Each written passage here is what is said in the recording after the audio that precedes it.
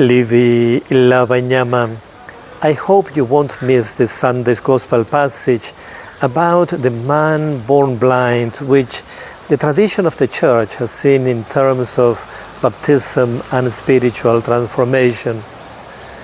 You will notice that no one celebrates in this passage, no one rejoices even though someone has been healed.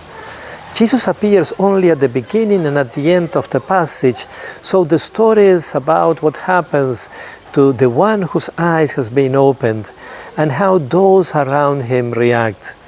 Suddenly, neighbors, relatives, and authorities look pretty blind, and you wonder what is it that made them so blind to what has happened in front of their eyes. On the other side, you can see the journey of faith of the man whose eyes has been opened.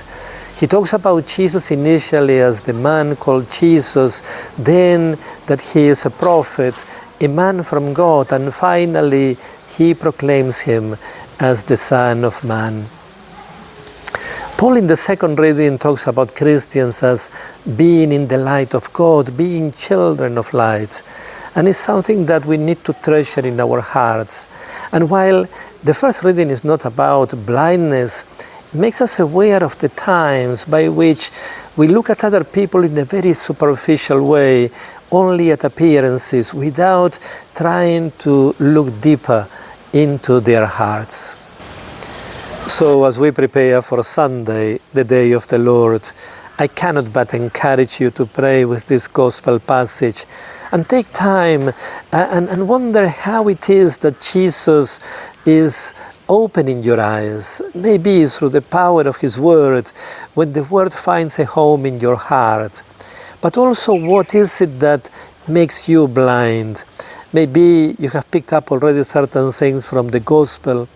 Some people also talk about being blind with anger. What is it that make you blind? But also who it is that wants to keep your eyes closed.